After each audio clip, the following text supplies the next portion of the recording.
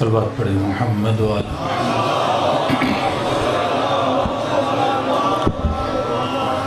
شہدائے اسلام کو یاد کرتے ہوئے بانیان مجلس کے مرحومین، اپنے مرحومین خصوصاً تارا چنار کے عالیہ شہداء تقریباً 7 مومنین کو شہید کیا گیا، ان تمام شہداء کو یاد کرتے ہوئے ایک مرتبہ سورۃ الفاتحہ إياك نعبد وإياك نستعين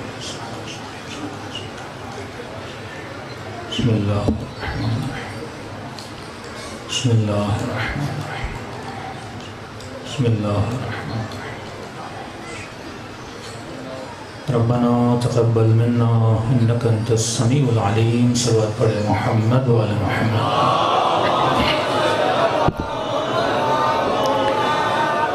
بسم الله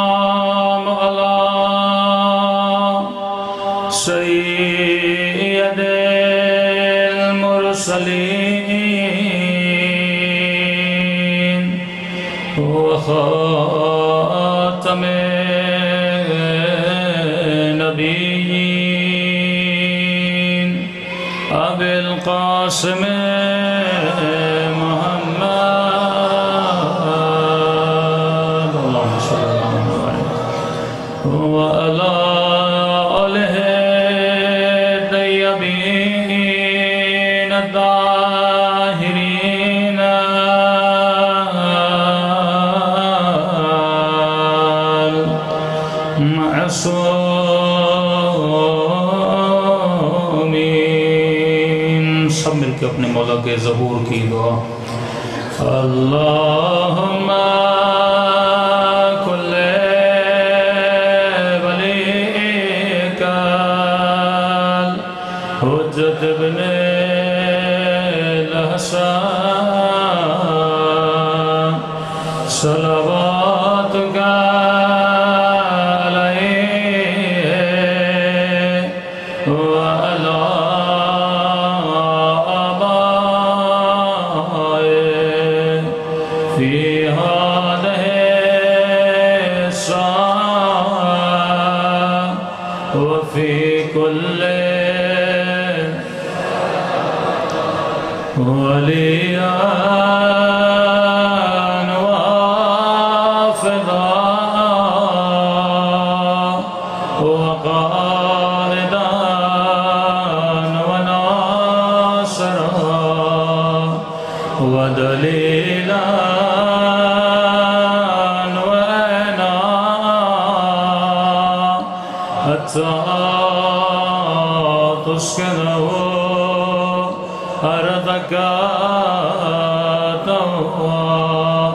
وتمتعه فيها طويلا برحمتك يا أرحم الراحمين صلوات پڑھے محمد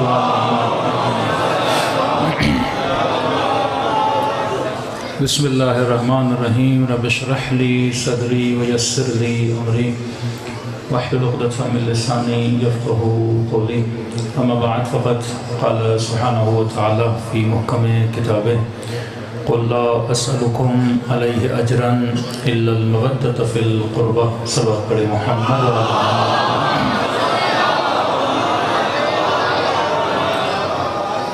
دعا ہے پروردگار عالم ہم سب کا یہاں پہ آنا اپنی بارگاہ عالی میں قبول فرمائے، اور جس مقصد زندگی کی خاطر یہاں جمع ہوئے خدا ان مقاصد میں بھی ہم سب کو کامیابیاں نصیب فرما دیں۔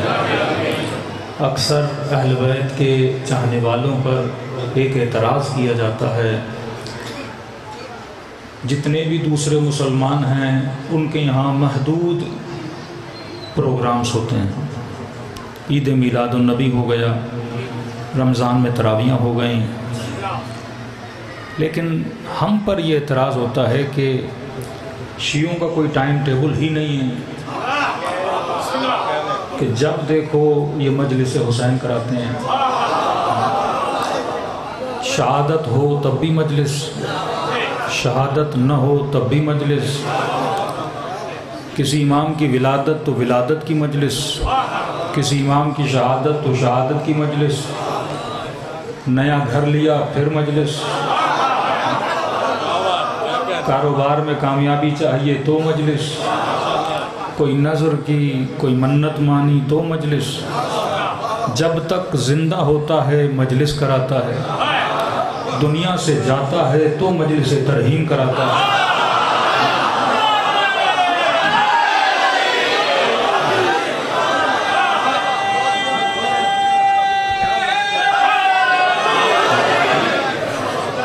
جب دیکھو یہ مجلسوں پہ مجلسیں کراتے ہیں، تو یہ اعتراض آپ پہ ہوتا ہوگا نا کہ کہاں جا رہے ہو، تو آپ بولتے ہیں مجلس میں جا رہا ہوں، ذکر حسین کرنے جا رہا ہوں۔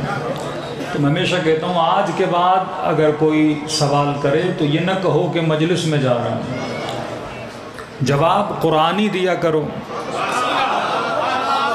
کیونکہ آج کل نعرہ مار رہے ہم کتابی نہیں ہیں ہم قرآنی ہیں، تو جواب بھی کون سا ہونا چاہیے؟ قرآنی ہونا چاہیے۔ پہلے ہم کہتے تھے جشن میں جا رہے ہیں، مجلس میں جا رہے ہیں، لیکن علماء فرماتے ہیں آج کے بعد اگر کوئی پوچھے کہ کہاں جا رہے ہو تو قرآنی جواب دیا کرو کہ میں مجلس نہیں، میں اجر رسالت کو ادا کرنے جا رہا ہوں۔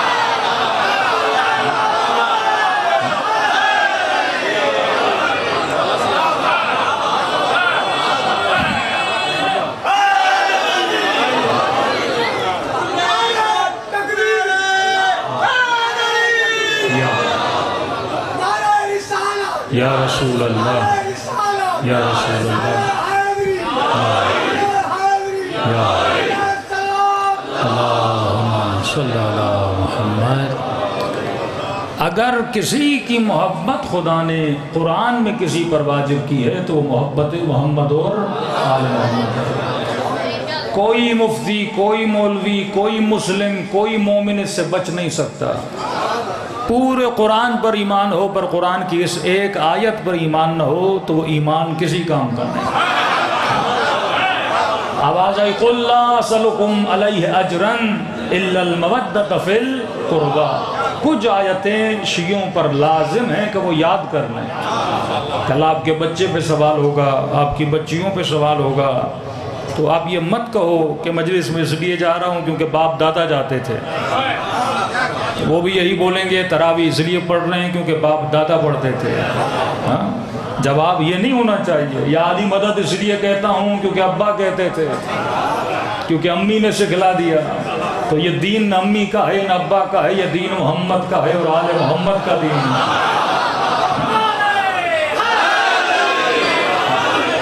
کبھی جنت اس سوال کے جواب میں نہیں ملے گی۔ علماء فرماتے ہیں خدا قیامت کے دن بندے سے یہ پوچھے گا، تصور کیجئے ایک ہندو کو کھڑا کرے گا، ایک مسلمان کو کھڑا کرے گا، ایک مسیحی کو کھڑا کر دے گا۔ اب ہندو سے پوچھے گا بتا تو نے سجدہ کس کو کیا؟ کہے گا میں نے بت کو کیا۔ خدا پوچھے گا کیوں کیا؟ تو کہے گا کیونکہ ابا کرتے تھے، امی کرتی تھیں، تبھی میں نے کیا۔ مسیحی سے پوچھیں گے اچھا بتا تو نے خدا کس کو مانا؟ کہے گا خدا تجھے مانا اور عیسیٰ کو مانا۔ عیسیٰ کو خدا کیوں مانا؟ وہ بھی یہی کہے گا کیونکہ ابا مانتے تھے، امی مانتی تھیں۔ تیسری باری آئے گی مسلمان کی، کہاں تو نے کسے سجدہ کیا؟ جھوم کے بولے گا اے خدا میں نے تجھے سجدہ کیا۔ اور یہ سمجھے گا اس جواب دینے پر خدا فوراً جنت میں بھیج دے گا. خدا وہی سوال کرے گا جو ہندو سے کیا، مسیحی سے کیا، مجھے تو کیا، لیکن یہ بتا مجھے ہی کیوں کیا؟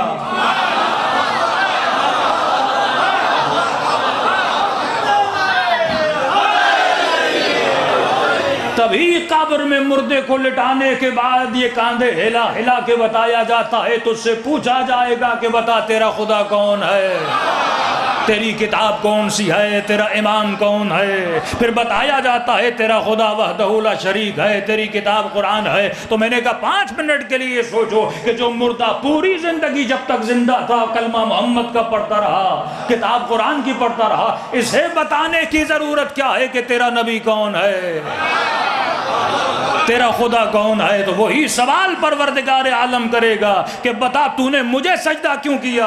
یہ بھی جھوم کے بولے گا کیونکہ ابا نے تجھے سجدہ کیا تھا، امی نے تجھے سجدہ کیا تھا، کیونکہ میں پاکستان میں پیدا ہوا تھا، مسلمان ملک میں پیدا ہوا تھا. تو پھر اللہ کی آواز آئے گی، اے میرے بندے تیرا بھی وہی جواب ہے، ہندو کا بھی وہی جواب ہے، مسیحی کا بھی وہی جواب ہے. اگر اس جواب کے نتیجے میں تجھے جنت میں بھیجوں تو ہندو نے کیا بگاڑا ہے، مسیحی نے کیا بگاڑا ہے، آتش پرست نے کیا بگاڑا ہے؟ اسی لیے مولا امیر المومنین فرماتے ہیں کہ اللہ کی عبادت آباء و اجداد کے کہنے پہ نہ کرنا، اللہ کی عبادت ثقافت کو دیکھ کے نہ کرنا. علی کو اس لیے نہ ماننا کہ تمہارے گھر والے علی کو مانتے تھے. مولا خدا کو کیسے مانے؟ تو مولا کے جملے نہج البلاغہ میں آ گئے، فرمانے لگے پروردگارا علی نے جنت کی لالچ میں تجھے سجدہ نہیں کیا، علی نے جہنم کے خوف سے تجھے سجدہ نہیں کیا، علی نے اس لیے سجدہ کیا کیونکہ علی نے تجھے لائق سجدہ پایا.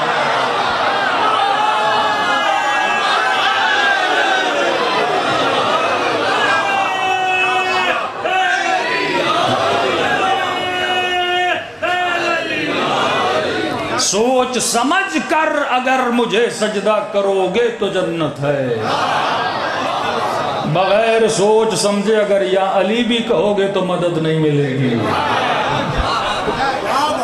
اگر کوئی پوچھے علی کو کیوں مانتے ہو، جواب تو ہونا چاہیے نا. ہاں بھئی علی کو امام کیوں مانا؟ تو بندہ یہ کہے کیونکہ امی نے بتایا کہ علی پہلا امام ہے، مولوی نے ڈنڈی لے کے کلمہ سکھایا بھی، رٹوایا بھی، اور باپ خوش ہو گیا، ہاں میرے لال 12 اماموں کے یاد نام کر کے آئے، ہاں بابا یاد کر کے آیا. سارا خوف مولوی کا تھا. اس لیے علماء فرماتے ہیں بچوں کو طوطا نہ بناؤ، شیعہ بناؤ.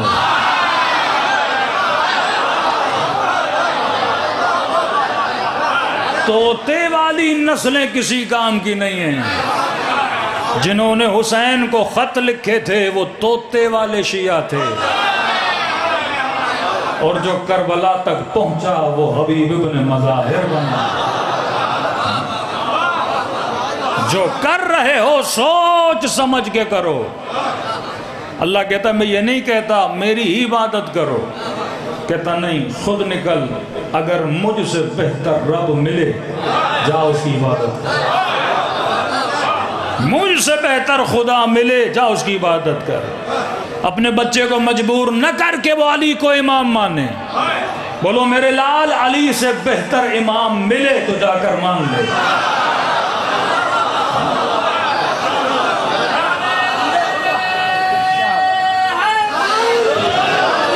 بات نہ ضد کی ہے نہ تعصب کی، پورے عالم اسلام کو چیلنج ہے، علی سے بہتر امام لاؤ، ہم اسے پہلا امام مان لیں گے. علم میں علی سے بہتر، حلم میں علی سے بہتر، نسب میں علی سے بہتر، حسب میں علی سے بہتر. ولادت ہو تو کعبے میں، شہادت ہو تو مسجد میں. جس مہینے میں شہادت ہوئی وہ سارے مہینوں سے افضل. جس رات میں شہادت ہوئی لیلۃ القدر ساری راتوں سے افضل. 5 نمازوں میں سے جس نماز میں شہادت ہوئی وہ ساری نمازوں سے افضل. اس نماز کے جس رکن میں شہادت ملی سجدہ وہ تمام ارکان سے افضل.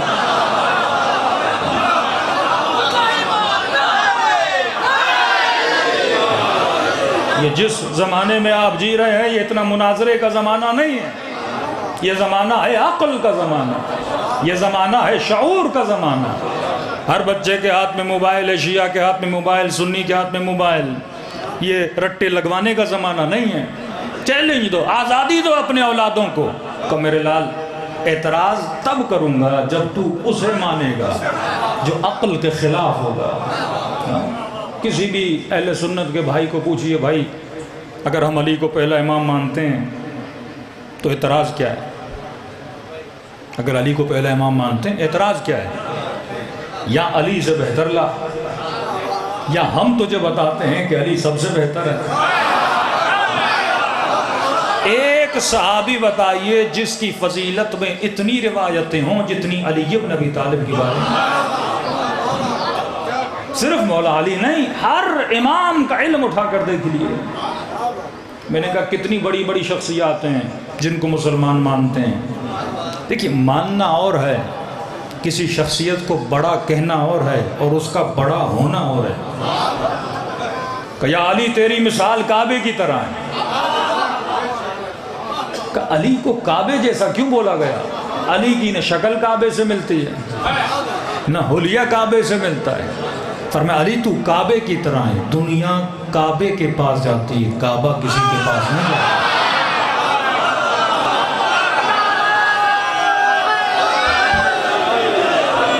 اگر کوئی مسلمان یہ بولے میں مکہ نہیں جاؤں گا، کعبے کا طواف نہیں کروں گا، مجھے یہ بتائیے کعبے کی عزت میں کمی آئے گی؟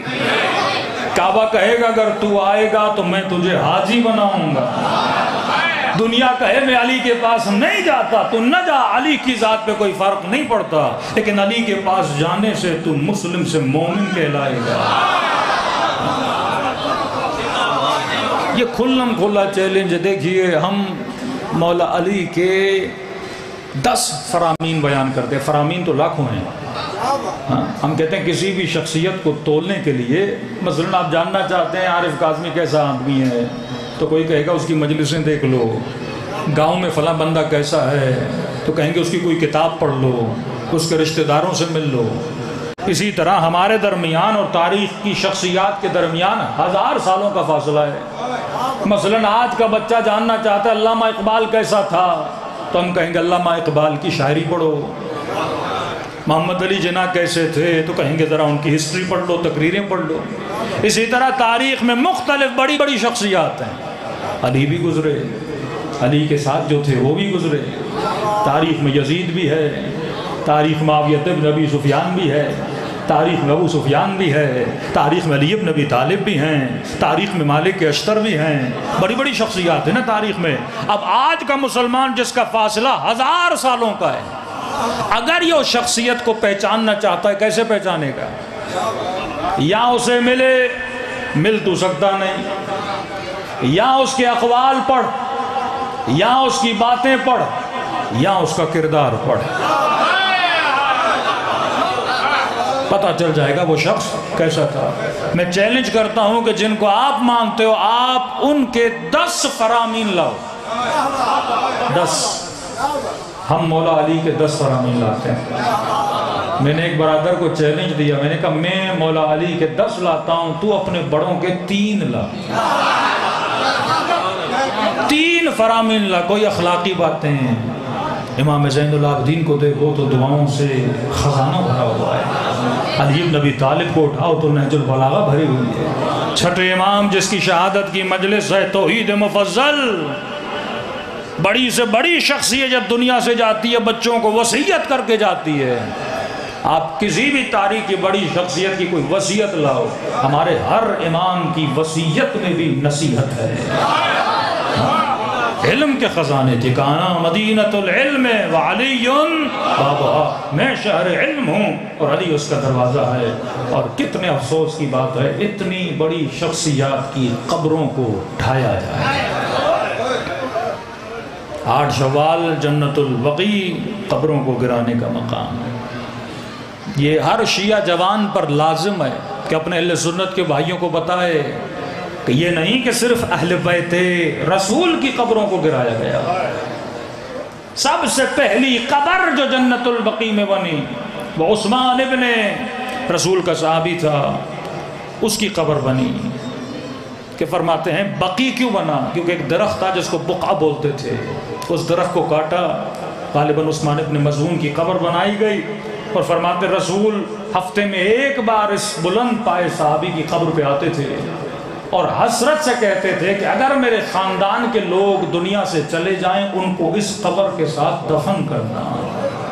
اتنا بڑا مقام تھا اس صحابی کا۔ کئی لوگ کہتے ہیں نا مولا علی نے اپنے بچوں کا نام عثمان کیوں رکھا؟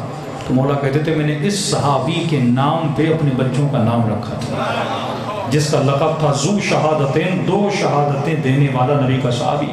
دوسرے صحابی جس کی قبر بنی جناب معاذ، کہ جن کے جنازے میں نبی اپنی انگلیوں پہ چل رہے تھے، اتنا رش تھا، کہنے لگے 20,000 سے 70,000 ملائک اس صحابی کے جنازے میں شرکت کرنے کے لیے آئے ہیں۔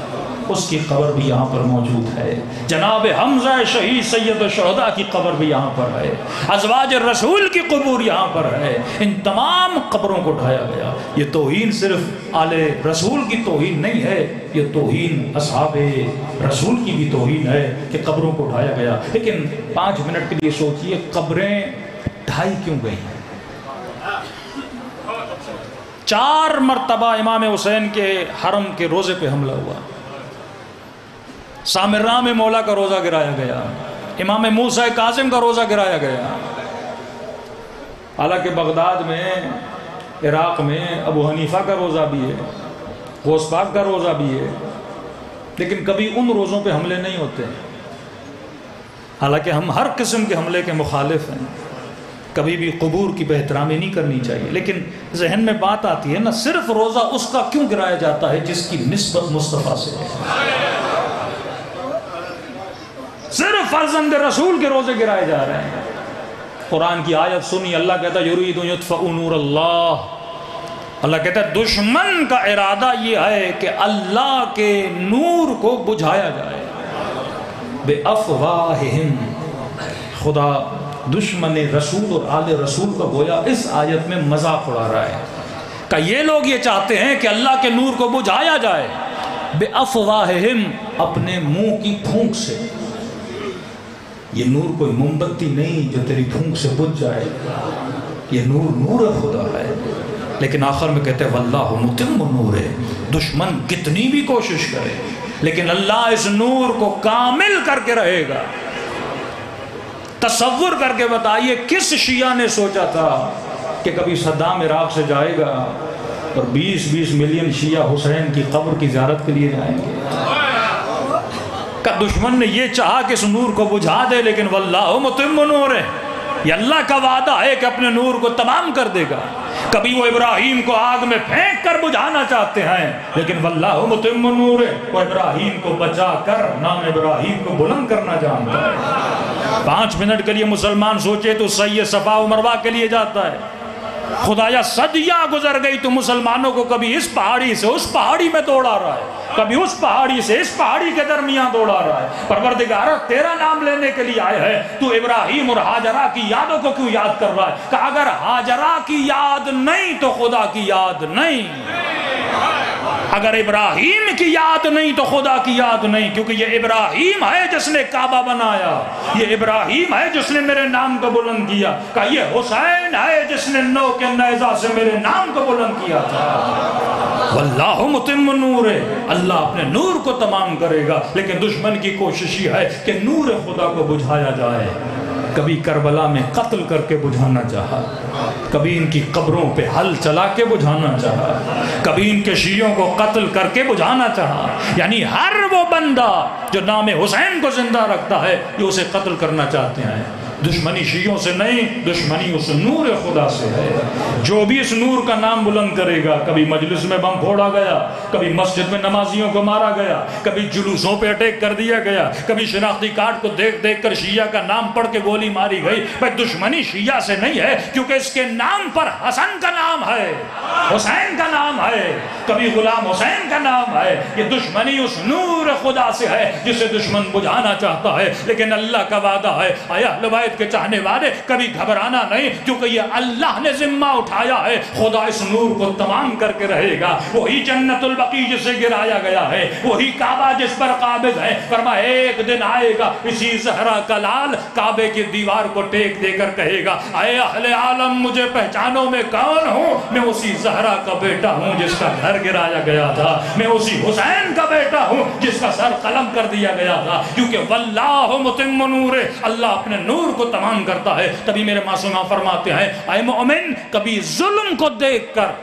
گھبرایا نہ کرو کہ کوئی خدا ہے، کوئی امام ہے، یہ تو ہم شیعوں کی مدد کیوں نہیں کرتا، یہ تو ان لاشیں اٹھا اٹھا کے ہم تھک گئے اب ظہور کیوں نہیں کرتا۔ معصوم فرماتے جو کمزور ایمان والے لوگ ہوتے ہیں وہ باطل کو ابھرتا ہوا دیکھ کر پریشان ہو جاتے ہیں، اور کبھی ایمان اتنے کمزور ہوتے ہیں دل میں شک پیدا ہوتا ہے واقعاً کوئی امام ہے، کیا کوئی خدا ہے۔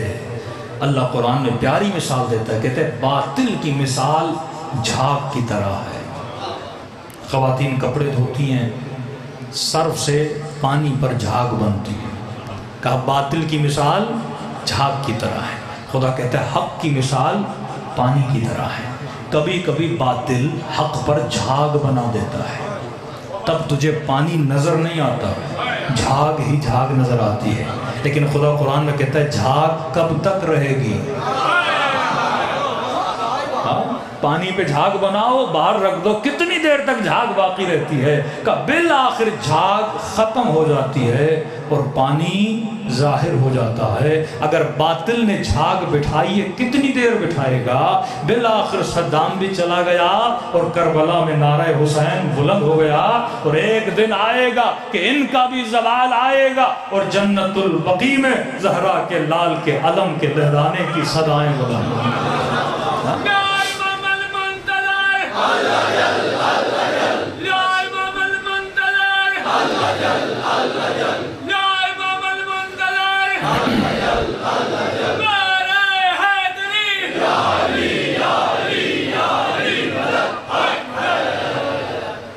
آپ کے ہر امام نے اللہم صلی علی محمد وعجل فرجہم۔ دیکھیے آج کوشش ہے کہ آپ کی عزاداریوں کو رسم میں بدلا جائے، اس سے بچیے آپ لوگ کہ مثلا میں ہر سال ایک مجلس کروا رہا ہوں، کہیں ایسا نہ ہو یہ مجلس کروانا رسم بن جائے۔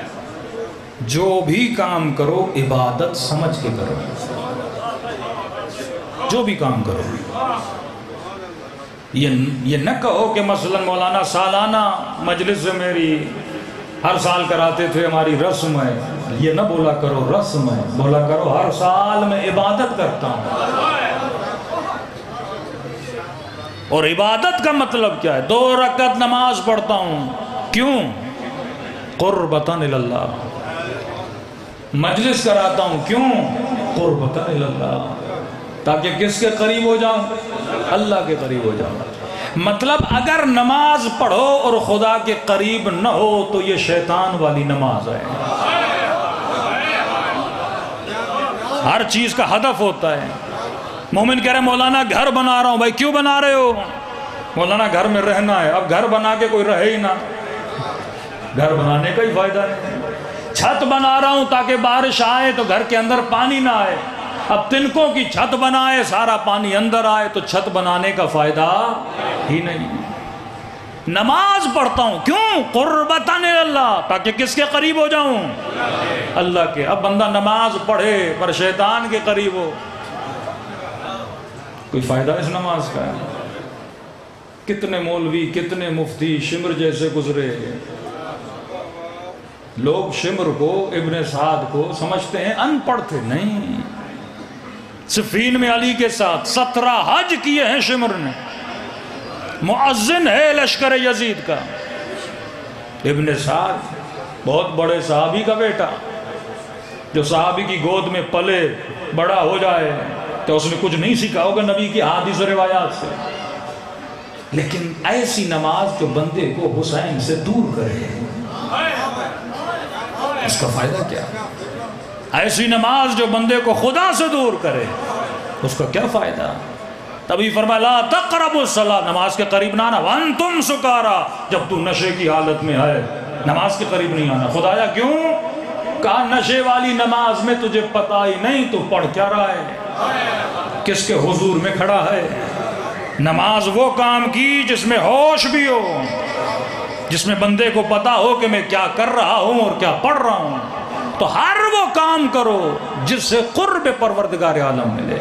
نماز پڑھو اگر قرب خدا نہ ملے نماز کا فائدہ نہیں، مجلس پڑھوں یا مجلس سنوں پر قرب خدا نہ ملے اس کا فائدہ نہیں، زیارت امام حسین پر جاؤں اور کربلا سے ہو کر آؤں پر خدا کا قرب نہ ملے، اس مشی کا، اس زیارت کا کوئی فائدہ نہیں۔ کربلا جاؤ حر بن کے واپس آؤ، اس زیارت میں فائدہ دیا۔ مجلس حسین میں آؤ حبیب بن کے اٹھو، اس مجلس کا فائدہ ہے۔ بندہ غسل کرے پر پاک نہ ہو تو غسل کا فائدہ کیا ہے؟ کام تو کام ہوتا ہے، لیکن اگر کام میں نیت رکھی جائے۔ میں نے ہمیشہ کہتا ہوں دو طرح کے شیعہ، ایک ذکری شیعہ ایک فکری شیعہ۔ ذکری شیعہ کسی کام کا نہیں، فکری شیعہ کام کا ہے۔ یہ جھو جھو اور ہو ہو والے مسلمان دیکھے ہوں گے آپ نے، آج کل تو پھو پھو والے بھی آ گئے ہیں، ہاں لاؤڈ کے پھو کرو اور سب کے سر کا درد چلا جاتا ہے۔ یہ نقمت اور بدبختی ہے ان کے اوپر، جب دامن علی کو چھوڑتے ہیں ایسے جاہلوں کے دامن میں جا کے گر جاتے ہیں۔ یہ بددعائے جناب سیدہ ہے ایسے مسلمانوں کو، جنہوں نے اہل بیت کے دامن کو چھوڑا، وہ ایسے لوگوں کے چکر میں آتے ہیں جو ان کی دنیا اور آخرت دونوں کو کیا کرتے ہیں؟ تباہ کر دیتے ہیں۔ پورا دن اللہ اللہ اور ہو کرتا رہے پر خدا سے ذرہ برابر بندہ نزدیک نہ ہو، تو یہ ذکری خارجی جو تھے وہ ذکری مسلمان تھے، فکری مسلمان نہیں تھے۔ اور ذکر بھی کرتا تھا ساتھ میں فکر بھی کرتا تھا، تبھی اسی فکر نے حر کو حسینی بنا دیا۔ تبھی فرمایا ایک لمحے کا سوچنا 70 سال کی عبادت سے افضل ہے، 70 سال کی عبادت سے افضل ہے، کیونکہ ایک لمحہ بندے کو یا حر بناتا ہے یا شمر بناتا ہے۔ یہ تو نے سوچنا ہے کہ تیرے لمحے کہاں پہ گزر رہے ہیں۔ تو چھٹے امام نے جو اپنی زندگی میں، ہر امام کی زندگی پڑھیے، امام نے 4 سے 5 بڑے کارنامے کیے اپنی زندگی میں۔ سب سے پہلا کام جو آپ کے چھٹے امام نے کیا، امام نے صحیح ترین تفسیر قرآن کو بیان کیا۔ ابو حنیفہ کے ساتھ میرے مولا کا ایک مناظرہ ہے، اس میں امام نے اس سے پہلا سوال، جب یہ مولا سے ملنے آیا تو امام نے اسے اندر نہیں آنے دیا، اجازت نہیں دی، کہ میں آپ سے بات کرنا چاہتا ہوں۔ امام نے کہا بھی ہم ملنا نہیں چاہتے۔ پھر مدینے کے لوگ آئے، لوگ جب زیادہ ہوئے تو امام نے دروازہ کھولا، یہ انہی لوگوں کے بیچ میں جا کے اندر چلا گیا اور مولا سے ملا، کہنے لگا فرزند رسول، عراق کے فلاں شہر میں ہزاروں کی تعداد میں ایسے مسلمان ہیں جو اصحاب رسول کو برا بھلا کہتے ہیں، آپ انہیں سمجھاتے کیوں نہیں، نصیحت کیوں نہیں کرتے؟ تو امام نے فرمایا میری نصیحت کو کوئی سنتا نہیں۔ کہا آپ کیسی باتیں کر رہے ہیں، کیوں نہیں سنیں گے آپ فرزند رسول؟ تو امام نے کہا جب تو نے ہی نہیں سنا،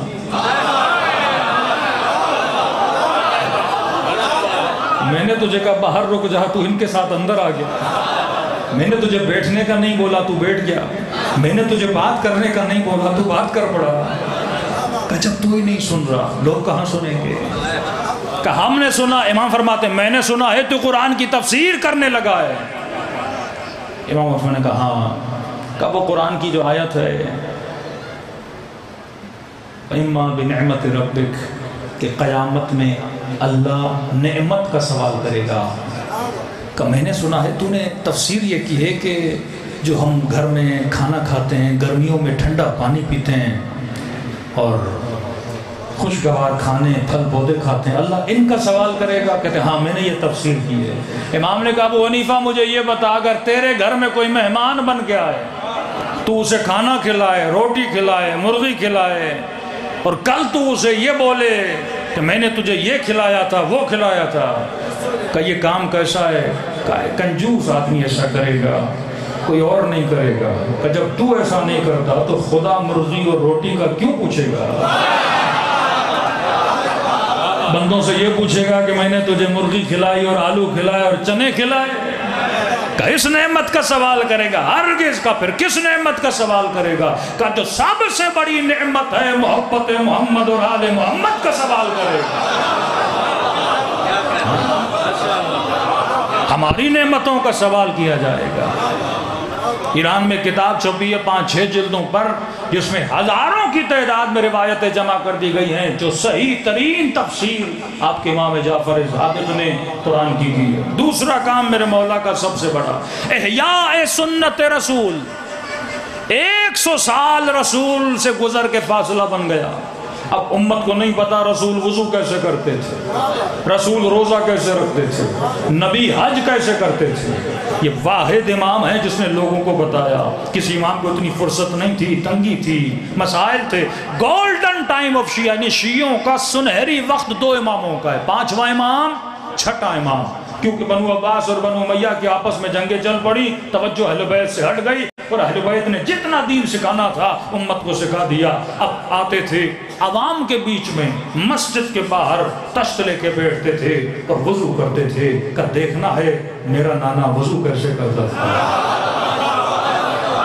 لوگوں کے سامنے۔ پھر اس طرح وضو کرتے تھے، وہی وضو جو آج محمد اور آل محمد کے چاہنے والے کرتے ہیں۔ عوام میں جاتے تھے اور کہتے تھے بتاؤں میرے نانا حج کیسے کرتے تھے، عمرہ کیسے کرتے تھے۔ پہلا کام تفسیر قرآن، دوسرا کام جو آپ کے 6 امام نے کیا احیاء سنت رسول، تیسرا کام جو سب سے بڑا کام تھا ولایت امیر المومنین کا پرچار کرنا۔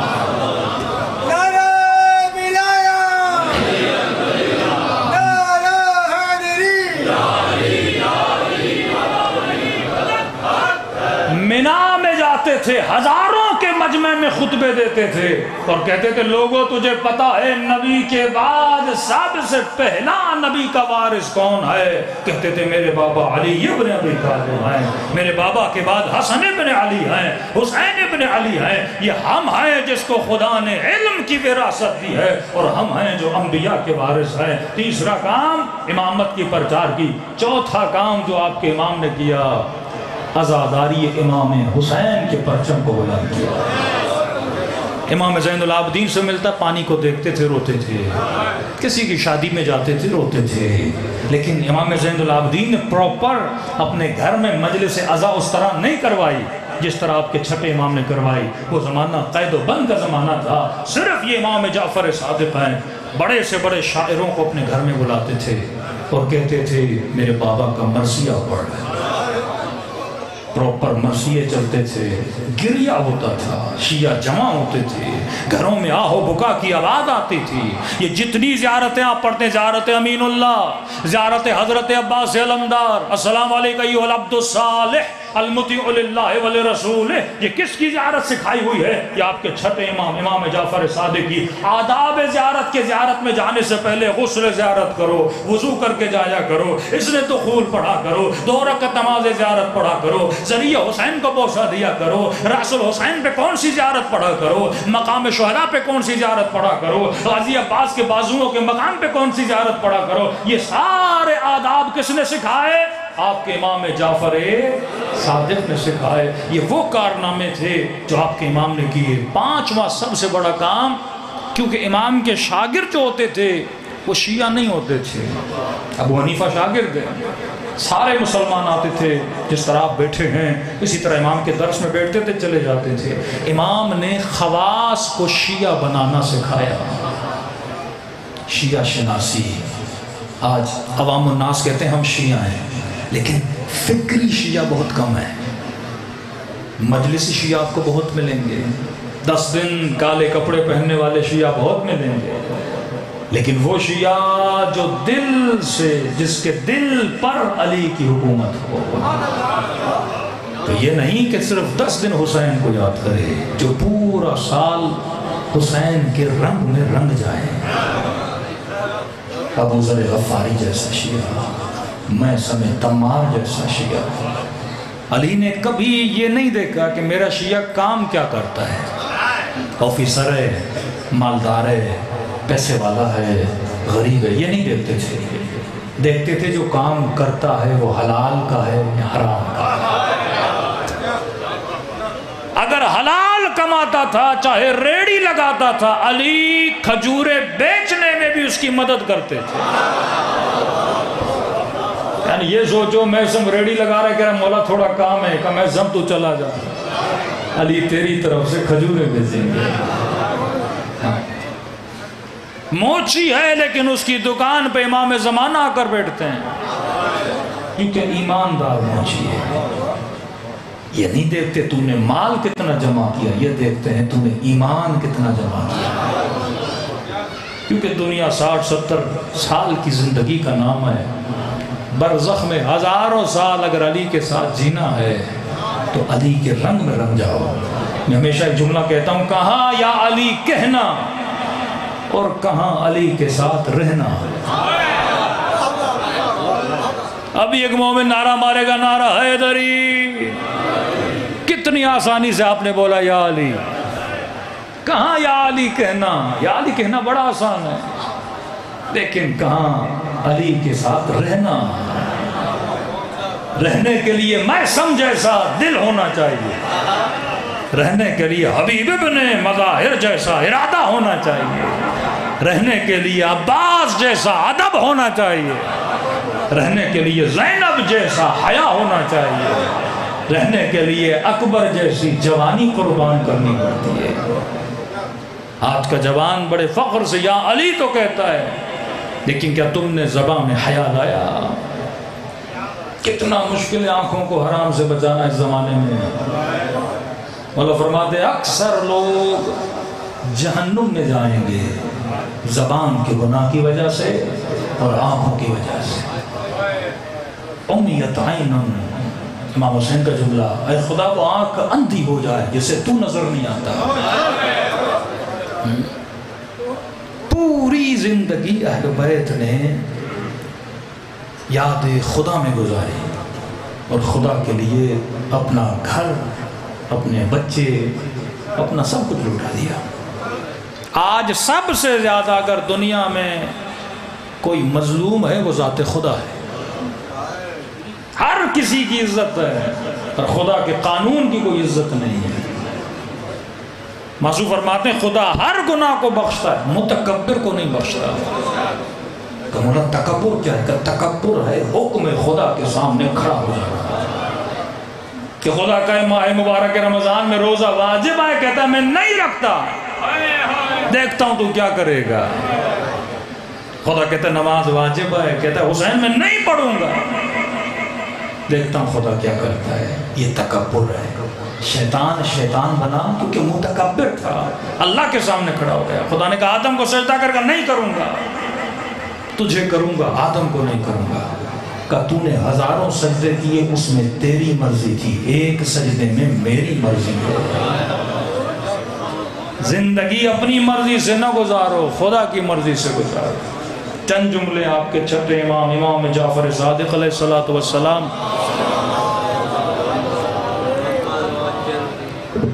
مولا کی وصیت کے جملے پڑھ لیں۔ انسان جب دنیا سے جاتا ہے تو اپنی زندگی کا نچوڑ بتا کے جاتا ہے۔ ایک اشرا ہونا چاہیے جس میں آپ کے 11 اماموں کی وصیتیں بیان ہوں، تاکہ ہمیں پتہ چلے مولا علی جب دنیا سے جا رہے تھے حسن کو کون سی وصیت کرتے تھے۔ پہلی وصیت امام حسن کو کرتے ہیں، اے میرے لال۔ اب یہ وصیت صرف امام حسن کے لیے نہیں، تمام عالم اسلام کے اور علی کے ماننے والوں کے لیے وصیت ہے۔ تقوی الہی اختیار کرو و نظم الامر، اپنی زندگی میں نظم پیدا کرو۔ آج بندے کو پتہ نہیں رات کو سونا کب ہے، صبح اٹھنا کب ہے، اسکول کی ٹائمنگ کیا ہے، مجلس کی ٹائمنگ کیا ہے، کچھ نہیں پتا۔ زندگی میں نظم نہیں تو زندگی نہیں، کاروبار میں نظم نہیں تو فلاح و بہبود نہیں۔ علی ہر رات 1000 رکعت نماز پڑھتے تھے۔ ہم نے اس رمضان میں شیعوں کو 100 رکعت نماز پڑھائی تھی، بری حالت ہو گئی سب کی۔ 1.5 گھنٹے میں 100 رکعت پڑھی۔ میں نے کہا تصور کرو علی 1000 رکعت کیسے پڑھتے ہوں گے۔ یہی ہے نا، یا علی کہنا آسان ہے پر علی 1000 پڑھتے تھے۔ بندہ سال میں ایک شب قدر میں 100 پڑھ کے دیکھ لے۔ تو میں نے کہا تھوڑا تھوڑا خود کو شبیہ علی بناؤ نا۔ تابوت کی شبیہ بناتے ہو، ذوالجلال کی شبیہ بناتے ہو نا، کردار علی کی شبیہ بناؤ۔ کہ سلمان و منا اہل البیت، کہ مولا سید نہیں بنو ہاشم نہیں، آپ نے کیوں کہا منا اہل البیت؟ کہاں سید نہیں بنو ہاشم نہیں، لیکن جب جب تو سلمان کو دیکھے گا تب تجھے علی کی یاد آئے گی۔ شبی کا مطلب کیا؟ دیکھو یاد کوئی اور آئے، اپنے علاقے کی چاندی سے زری بنائی، لیکن شبی ہے زری یہ حسین بنائے۔ جب شبی کو دیکھو گے تو اصل یاد آتا ہے کہ لوگ سلمان کو دیکھتے ہیں، یاد ان کو علی ابن ابی طالب آتے ہیں، کہ ایسے بنو کہ زمانہ دیکھے تجھے پر علی علی کرے، دیکھے تجھے پر اسے یاد کس کی آئے؟ علی ابن ابی طالب کی آئے۔ زندگی میں نظم، زندگی میں ضبط، جب تک نظم اور ضبط نہیں تب تک شیعہ نہیں۔ انگریز کیوں ترقی کر گیا؟ زندگی میں نظم ہے، ہمارے یہاں کوئی نظم نہیں، ہمارے یہاں کوئی ضبط نہیں۔ بچوں کو سکھاؤ، بچوں کو تربیت دو۔ فرمایا شیعوں کے بچے اعلیٰ ترین بچے ہونے چاہیے، کاروبار میں بھی، پڑھائی میں بھی، اخلاق میں بھی، کردار میں بھی۔ اگر شیعہ اور دوسرے ایک جیسے ہوں پھر علی والے ہونے کا کوئی فائدہ تو نہیں ہے۔ اگر بھری بازار ہو، اس میں 20 دکانیں ہوں اور ایک دکان علی والے کی ہو، پورے بازار میں مشہور ہو، سب سے ایماندار بندہ یہ ہے جو علی کو مانتا ہے۔ کوئی سنار کا کام کرتا ہے، سنار کے کام میں سنا ہے بڑی اونچ نیچ ہوتی ہے، تو خواتین سونا لینے جائیں تو کہیں فلاں کی دکان پہ جاؤ کیونکہ یہ علی کا ماننے والا ہے۔ کردار سے بندہ مشہور ہو جائے، اور فرماتے ہیں دشمن علی برائیوں سے مشہور ہوتا ہے، بد کرداری سے، فسق میں، فجور میں مشہور ہوتا ہے۔ پورے مدینے میں آپ کے امام کو نام سے نہیں جانتے تھے، لقب سے جانتے تھے کہ کون آ رہا ہے؟ کہ زین العابدین آ رہے ہیں۔ کہ کون آ رہے ہیں؟ صادق آ رہا ہے، سچا آ رہا ہے، عبادت کرنے والوں کی زینت کرنے والا۔ انسان صفات کا مجموعہ ہے، مرنے کے بعد جسم نہیں رہتا، بندے کی صفت باقی رہتی ہے۔ صلوات پڑھے محمد و آل محمد۔ بس چند جملے مولا کی وصیت کے اور ربط مصیبت۔ فرماتے ہیں میرے لال احفظ وصیتی واقبل مقالتی فإنک حفظتها تعیش سعیدہ۔ اے میرے لال میری وصیت کو یاد کر لے اور اس وصیت پہ عمل کر، اگر تم نے عمل کیا تو دنیا میں خوشگوار زندگی گزارے گا، کبھی زندگی میں پریشانی نہیں آئے گی۔ مولا کیا فرمائے میرے لال؟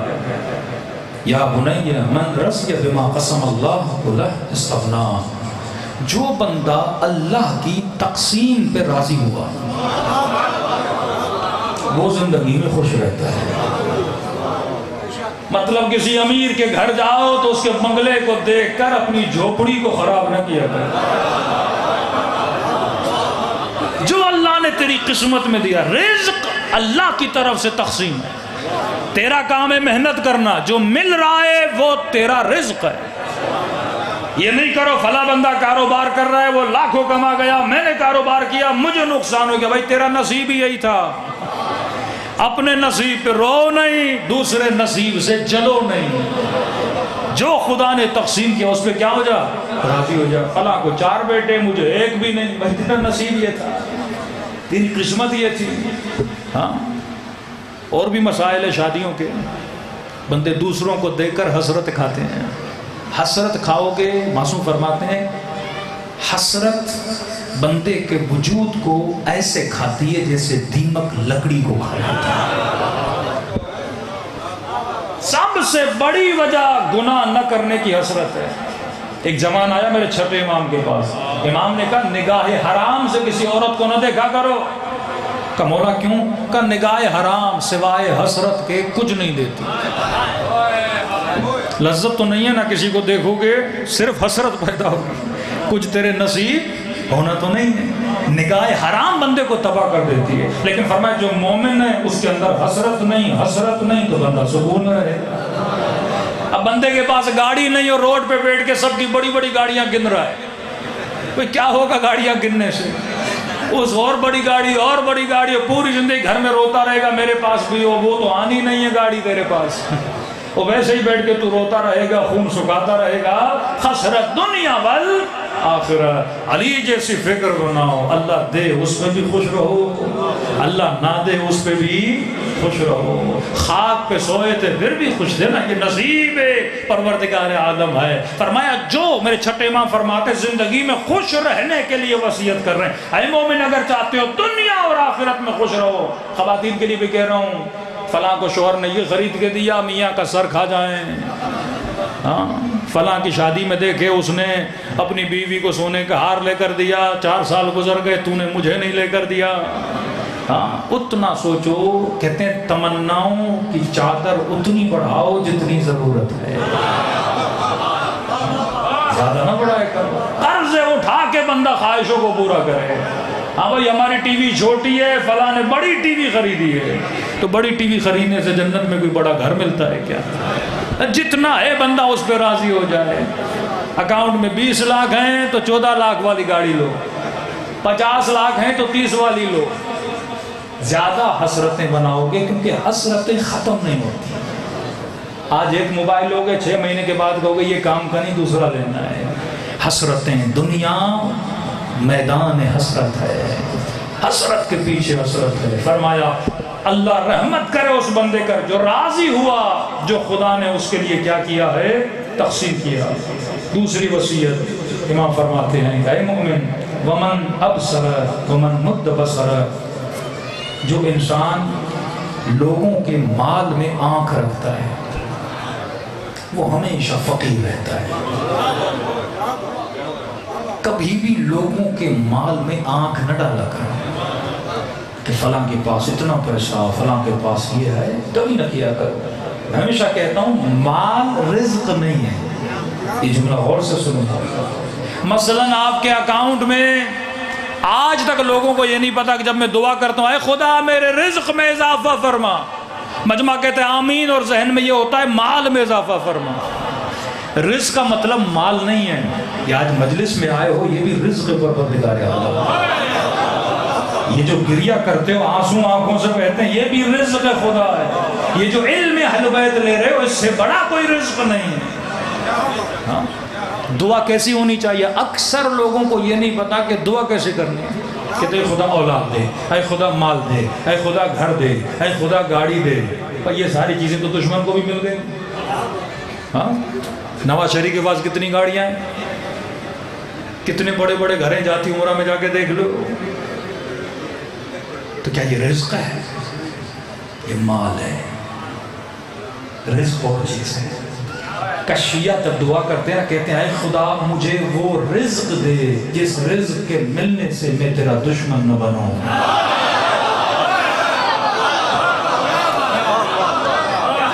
مجھے اولاد دے پر ایسی اولاد دے جو علی کی اطاعت گزار ہو، ورنہ اولاد نہ دے جو دشمن علی بنے، ایسا رزق نہ دے جو مجھے تجھ سے دور کرے، ایسی زندگی نہ دے جس میں تیری نافرمانی ہے۔ یہ دعا ہے، اے خدا ایسا رزق دے جو رزق حلال ہو، جو طیب ہو، جو طاہر ہو، ایسی زندگی دے تب تک زندہ رہوں جب تک علی کے قریب ہوں۔ اگر زندگی کا کوئی ایک ایسا دن آئے کہ جو مجھے علی اور آل علی اور تجھ سے دور کر دے، اے خدا وہ دن میری زندگی میں لانا ہی نہیں۔ ایمان پر موت دینے کا مطلب یہ جب تک سانسیں ایمان پر ہیں زندگی دے، ورنہ زندگی نہ دے۔ یہ دعا کا فلسفہ۔ مال اور رزق کا فرق سمجھو۔ مثلا تیرے اکاؤنٹ میں 1 لاکھ روپیہ ہے، یہ مال ہے۔ ماسو فرماتے ہیں رزق وہ ہے جتنا تو کھاتا ہے۔ اردو کا ایک محاورہ ہے نا، دانے دانے پہ لکھا ہے کھانے والے کا نام۔ کسی مومن نے آپ کو دعوت دی، سفرے پہ 6 طعام پڑے تھے، یہ سارا جو پڑا ہے یہ مال ہے، جتنا تو کھاتا ہے وہ تیرا رزق ہے۔ بھئی نواز شریف کا کتنا بڑا گھر ہے، مال ہے۔ رزق وہ ہے جس میں وہ رہتا ہے۔ لندن کے فلیٹ اس کے رزق میں شامل ہے کیونکہ رہا وہ رہتا ہے۔ بندے کا 1000 گز کا گھر ہو یہ مال ہے۔ 7 فیٹ جہاں پہ رات کو تو سوتا ہے وہ تیرا رزق ہے۔ جو تو استعمال کرے. بے نظیر دنیا سے چلی گئی, کروڑوں روپے اکاؤنٹ میں چھوڑ کے گئی, وہ مال تھا. جو کھا کر گئی وہ اس کا رزق تھا. تو ایسے مال کا فائدہ کیا جو تجھے ملے تو صحیح پر تو استعمال ہی نہ کرے. دن رات محنت کرے, اکاؤنٹ میں کروڑوں ڈالے اور شوگر اور اٹیک آ جائے, بندہ دنیا سے چلا جائے, وہ پیسہ کس کام کا. اب سننا, مولا فرماتے علی والا ہوتا ہے چالاک. کسی نے مولا سے کہا مولا یہ مال پھر کس کام کا جب میں نے کھانا ہی نہیں, پہننا ہی نہیں, استعمال کرنا ہی نہیں. دیکھیے بندے کے پاس 7 گاڑیاں چلاتا, ایک 6 بنی مال, ایک بنا رزق, کیونکہ ایک کو چلاتا ہے. کہ مولا ایسا کوئی وظیفہ بتائیے کہ سارا مال بھی رزق بن جائے. مولا کیا کروں؟ امام فرماتے جو تو کھا رہا ہے وہ تیرا رزق ہے, اب جو بچ جائے اللہ کے بندوں میں تقسیم کر, اگر ان کا رزق بنا خدا تیرے نام اعمال میں لکھ دے. یہ تیرا. تبھی رات کے اندھیروں میں ہر امام بوریاں اٹھا کے یتیموں کو کھانا دیتے تھے. وہ اپنے مال کو رزق میں بدلنے کے لیے جاتے تھے. سب آپ پڑھے محمد والے.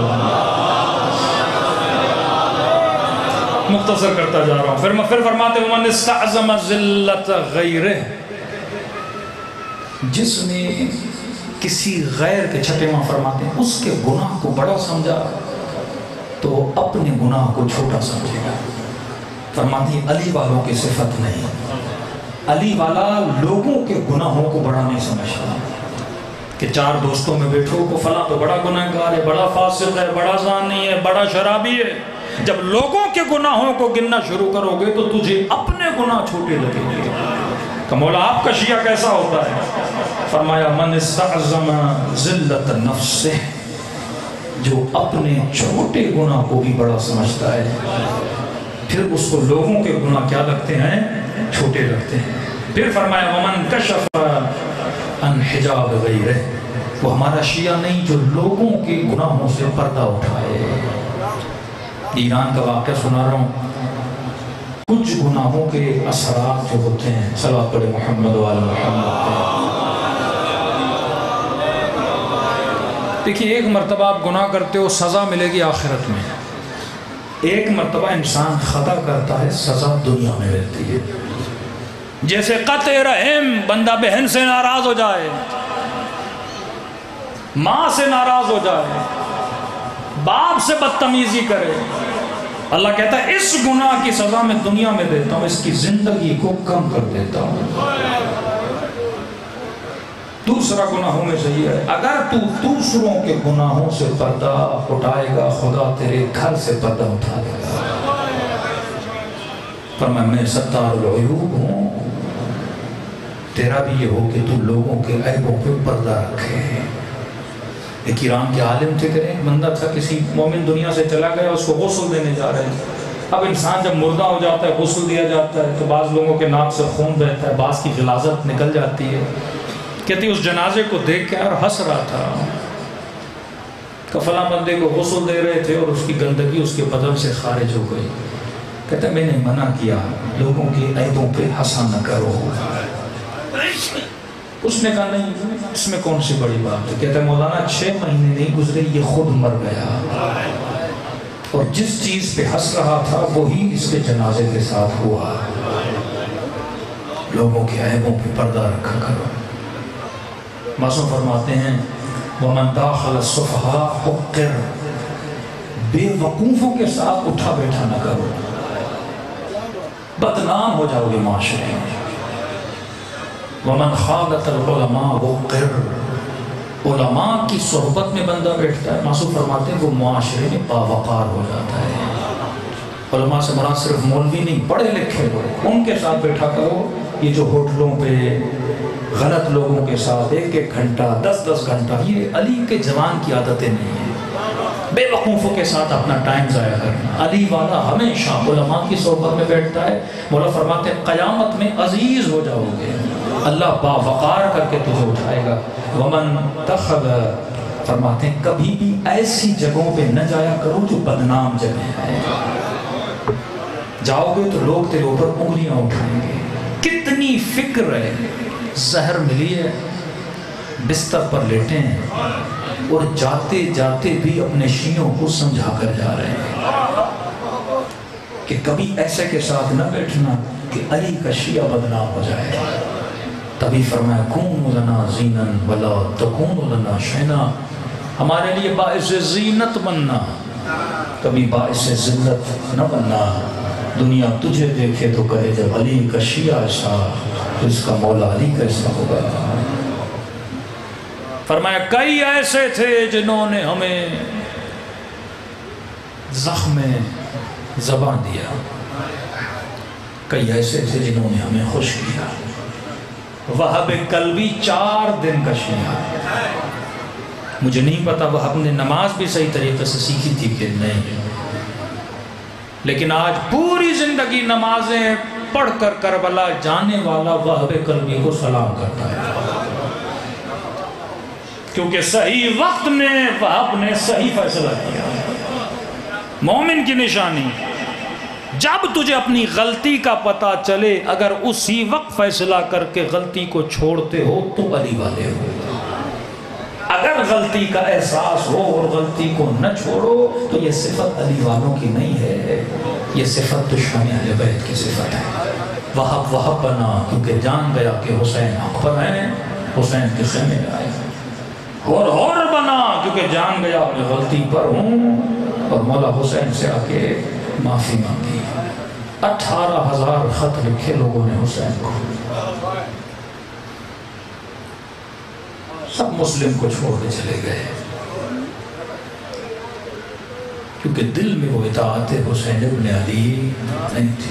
کہ واقعہ میں نے ممبر سے کئی بار بیان کیا ہے کہ کربلا کے میدان میں اس لیے بیان کرتا ہوں تاکہ آپ کو احساس ہو کہ اہل بیت آپ سے محبت کتنی کرتے ہیں. یہ وہ شخص ہے جس نے حسین کو خط لکھا تھا کہ مولا کربلا آئیے. مدینے میں لوگ چھٹے امام کے پاس جاتے تھے، کہتے تھے مولا آپ قیام کیوں نہیں کرتے، تلوار کیوں نہیں اٹھاتے؟ امام کہتے تھے شیعہ نہیں ہے. کہتے مولا پورا گاؤں آپ کا جانے والا، آپ کہتے ہیں شیعہ نہیں ہے. مولا فرماتے ہیں میرے جد حسین کے پاس 72 تھے، اگر 27 بھی میرے پاس ویسے ہوں تو میں تلوار اٹھانے کے لیے تیار ہوں. جان مال ناموں سب کچھ قربان کرنے والا. اس شخص نے خط لکھا اور تجارت کی غرض سے کوفے سے نکل کے چلا گیا. کہتے واپسی میں راستے میں اس کے قافلے پہ حملہ ہوا، لوگ لوٹ کے چلے گئے، کچھ نہ بچا. کوفے پہنچا، گھر آیا. کہتے کئی دنوں سے نکلا ہوا تھا، بیوی تھی، ایک بیٹی تھی جو انتظار میں تھی. جیسے گھر کے اندر داخل ہوا، بیوی صحن میں تھی، دوڑی دوڑی آئی، کہنے لگی شوہر کچھ کما کر لائے ہو؟ کہتا نہیں، جتنا کمایا تھا لٹ گیا، سب کچھ ختم ہوا. کہتا اتنے میں میری 4 سالہ بچی تھی، دوڑی دوڑی آئی اور میرے سینے سے لپٹ گئی اور مجھے کہتی ہے کہ بابا آپ کربلا نہیں گئے؟ کہتا میں نے بیوی کو کہا کیا کہہ رہی ہے؟ کہتی ہے شوہر کچھ کما کے نہیں لائے؟ کہا نہیں. کہا دیکھو گھر میں فاقے پڑے کھانے کے لیے کچھ نہیں. پورے شہر میں اعلان ہوا ہے ایک باغیوں کا ٹولہ آیا ہے، جو بھی اسے مارنے جائے گا تلوار کے وزن کے برابر سونا دیا جائے گا. کہ جلدی جاؤ، ثواب بھی کماؤ، مال بھی لے کر آؤ. اس نے بس کھانا کھایا اور گھوڑے پہ سوار ہوا، پوچھتا کربلا کے میدان میں پہنچا. کہتا ہے غالباً یہ ظہر عاشور کے بعد کا وقت، میں نے دیکھا لاشیں میدان میں بکھری ہوئی ہیں. ایک ہی بندہ ہے جس کو لوگوں نے گھیرا ہوا ہے. کوئی نیزے سے مارتا ہے، کوئی پتھر سے مارتا ہے. کہتے ہیں مارو یہ باغی ہے. کہتا میں نے کہا میں پیچھے کیوں رہوں، میں بھی آگے بڑھا، میں نے بھی پتھر لیا اور جب مارنا چاہا میں نے کہا پہلے دیکھ تو لوں واقعاً باغی بھی ہے کہ نہیں. کہتا ابھی نشانہ لیا اور غور سے اس کے چہرے کو دیکھا تو ماتھے پہ سجدوں کے نشان تھے.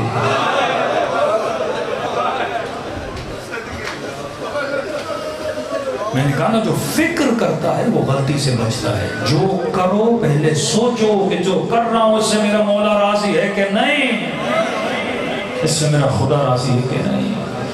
کہتا میں تھوڑا آگے بڑھا, میں نے کہا دیکھوں واقعاً باغی ہے کہ نہیں. میں نے کہا السلام علیکہ ایھا شیخ الکبیر, اے بوڑھے تجھ پر میرا سلام ہو.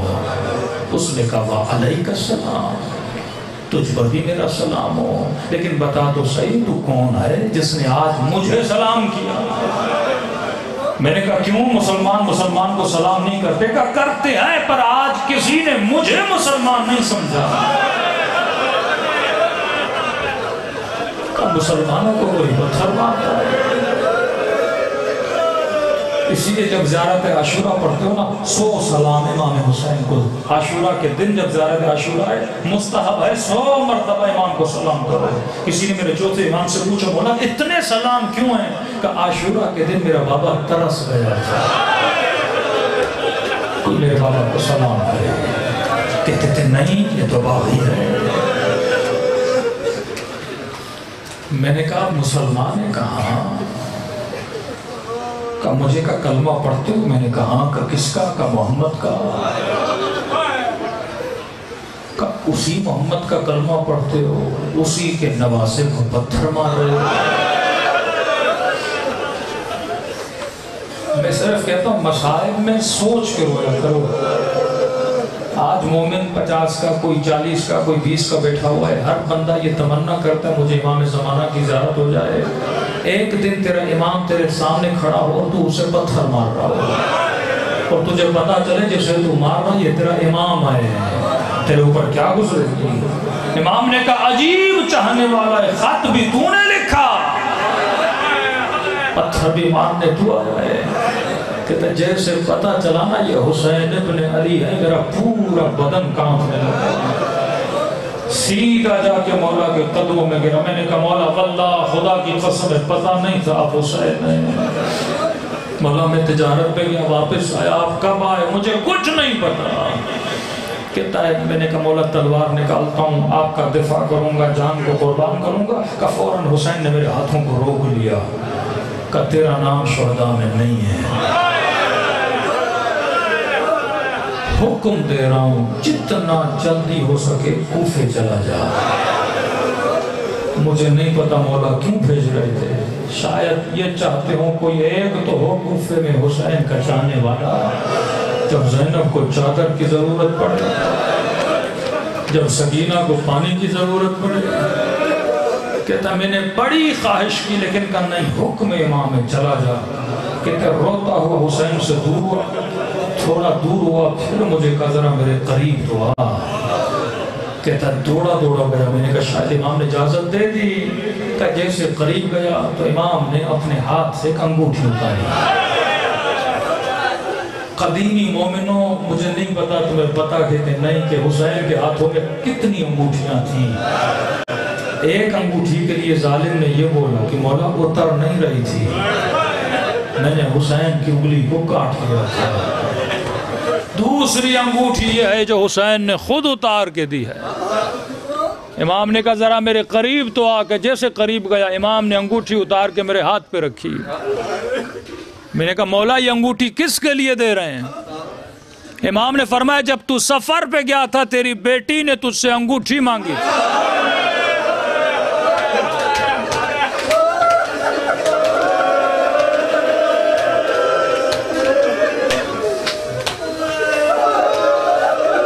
کہا تجھے یاد نہ رہا کہ بیٹی نے انگوٹھی مانگی ہے, اور حسین کو یاد ہے. کہا یہ انگوٹھی جا کے بیٹی کو دینا, اور بس اتنا کہنا جسے تو مارنے گیا تھا وہ باغی نہیں تھا,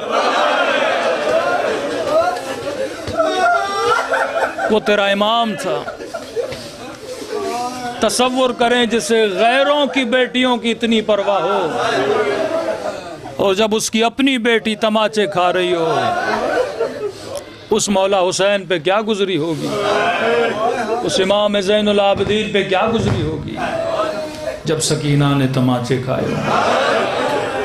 ایک مولا کا بوڑھا ظاہر امام سے شکوہ کرتا ہے, کہتا ہے مولا میں بوڑھا ہوں, فقیر ہوں, بیمار ہوں, آپ کی کربلا نہیں آ سکتا۔ مولا کیا زیارت صرف امیروں کے لیے ہے؟ صحت مندوں کے لیے ہے؟ خواب کے عالم میں حسین کو دیکھا، فرمایا اے مومن اگر آ سکتا ہے تو میری کربلا آ، لیکن اگر نہیں آ سکتا تو تیرا امام کریم ہے، گھر بیٹھے خلوص سے مجھ حسین کو سلام کرو، میں تجھے زیارت حسین کا ثواب کروں۔ کہ مولا ایک سلام سے ثواب زیارت؟ فرمایا نہیں، ایک نشانی ہے، جب مجھے سلام دو نہ چاہتے ہوئے اگر تیرا دل ٹوٹ جائے اور آنکھوں سے آنسو نکلے، یہ مت سمجھنا یہ تیرے آنسو ہیں، حسین نے تجھے تیرے سلام کا جواب دیا۔ میری عادت ہے میں مسائل کی ابتدا سلام سے کرتا ہوں تاکہ ہر مجلس سے ایک ثواب زیارت حسین لے کر چلے۔ 4 سلام وقت کافی ہو چکا ہے، تاکہ اس مجلس سے جب ہم دنیا سے بھی چلے جائیں کم از کم ایک زیارت حسین کا ثواب مل کے جائیں۔ جن کو سلام آتا ہے میرے ساتھ پڑھیں، جن کو نہیں آتا لفظ حسین تو سب کو آتا ہے، تو کم از کم جب حسین کا نام آئے تو بلند آواز سے اپنے مولا کو پکاریں۔ ہر امام کو جب زہر ملی ہے نا اور جب شدت سے پیاس لگی ہے، کسی امام نے پانی نہیں پیا، سب نے اپنے جد حسین کو یاد کیا۔ السلام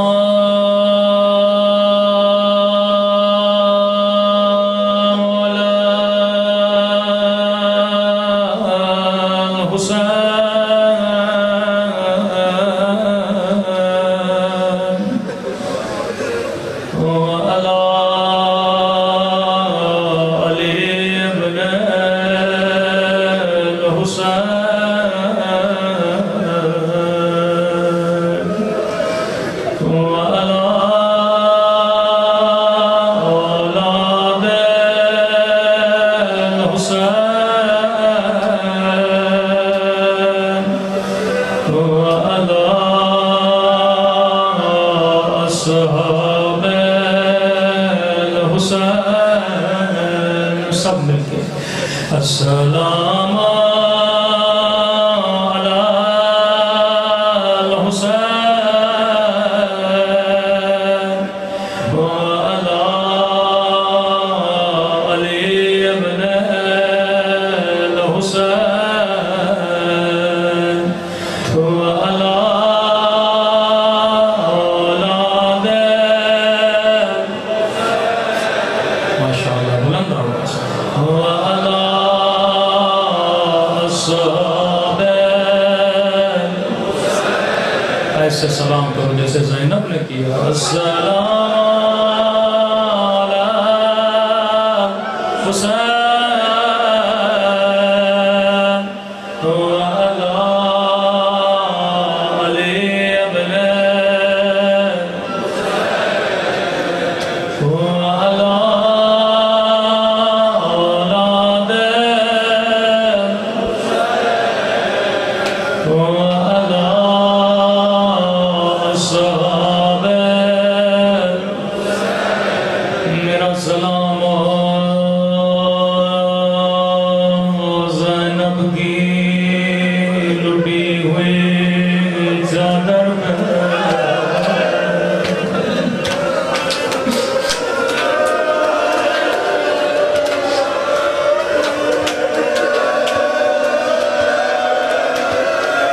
یہ سلام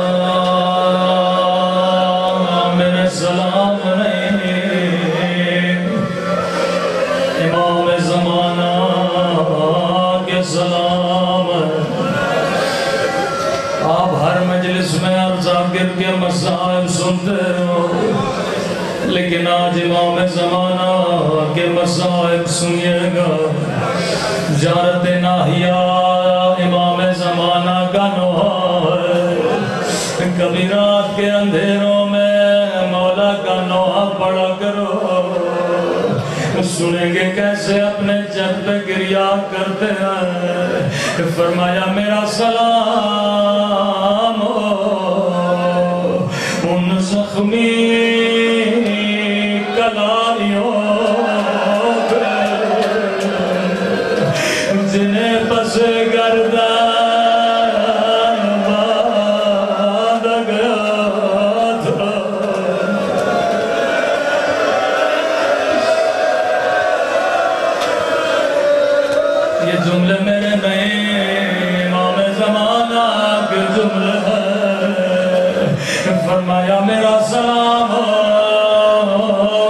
زخمی کلائیوں پہ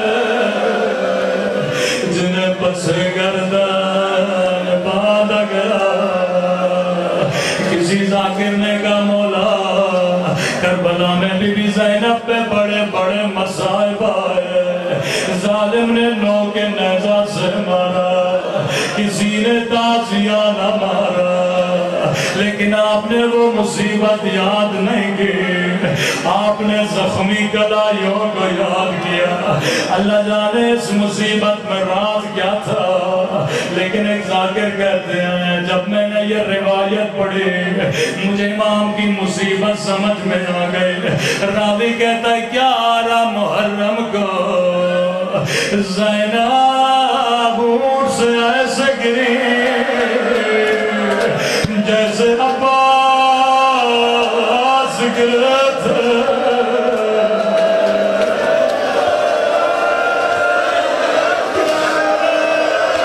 قدیمی مومنوں جملہ سمجھ گئے 11 محرم کو اونٹ سے زینب ایسے گری جیسے عباس گرے تھے شاید کوئی بچہ کہے مولانا یہ آپ نے کیا کہا بھلا زینب عباس کی طرح کیسے گرے عباس کے تو بازو سلامت نہیں تھے زینب کے تو بازو سلامت تھے میں نے کہا جواب میں نہیں دوں گا امام زمانہ فرماتے ہیں میرا سلام ہو میری ان بھیوں پہ اور جن کے ہاتھ ان کی گردنوں سے بندھے تھے زینب ایسے گری جیسے عباس گرے تھے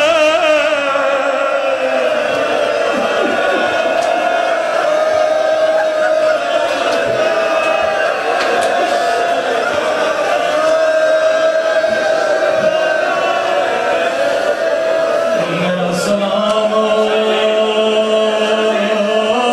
زخمی کلائیوں پہ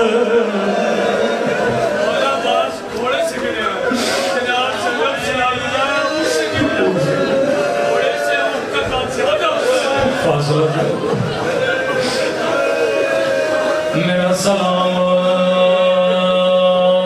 میری ان بھوپیوں پہ جن کی کلائیاں ان کی گردنوں سے بندھی تھے اگلا سلام اس سے بھی درد بھرا سلام ایک مومن کہنے لگا مولانا میں پہلے بھی بی بی سکینہ پہ روتا تھا لیکن اب میں زیادہ روتا ہوں میں نے کہا آپ زیادہ کیوں روتے ہو کہتا مولانا پہلے اللہ نے بیٹی نہیں دی تھی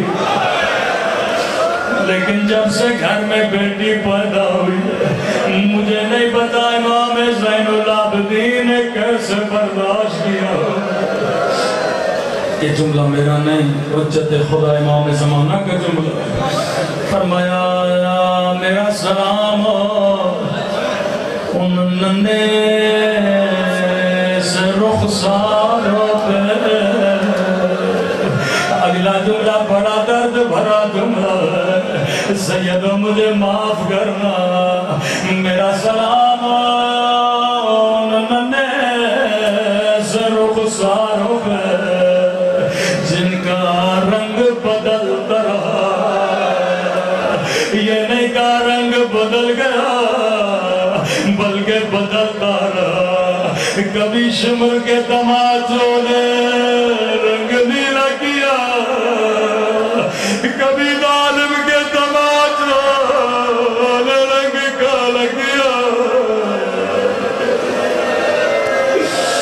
رسول خدا کی حدیث مسلمانوں کبھی حیوہ کو بھی منہ پہ نہ مارا کرو یہ نبی کی نواسیوں کو تماچے مارتے تھے رو رو کے کہتی تھی او میرے غریب وطن بابا او میرے دین دل کے پیاسے بابا بابا میرا رخسار چھوٹا تھا لیکن شمر کا ہاتھ بڑا تھا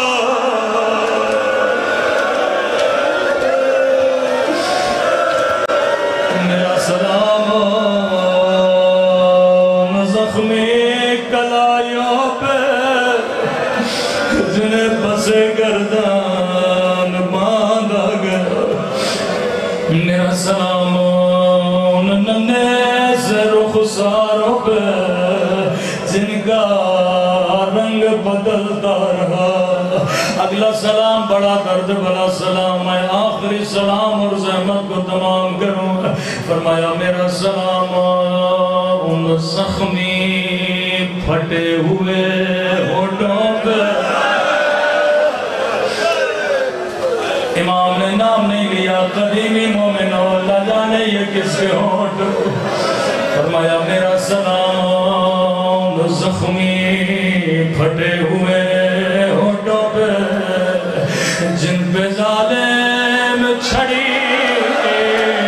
مارا تھا میں کہوں گا امام زمانہ میں قربان آپ کی مظلومیت پہ آپ نے کہا آپ کا سلام ان زخمی ہونٹوں پہ جن پہ ظالم چھڑی مارا تھا لیکن ایک سلام میں بھی کرنا چاہوں گا میں کہوں میرا سلام ان نمی سی آنکھوں پہ جو یہ منظر دیکھ رہی تھی وہ اللہ کسی بچی کو بابا کا کٹا ہوا سر نہ دکھائے اللہ کسی بچی کو بابا کے زخمی ہونٹ نہ دکھائے رو رو کے کہتی تھی نہ مارو میرا پیاسا بابا او میرا 3 دن کا پیاسا بابا او میرا پردیسی بابا اللہ ولعنت اللہ علی القوم الظالمین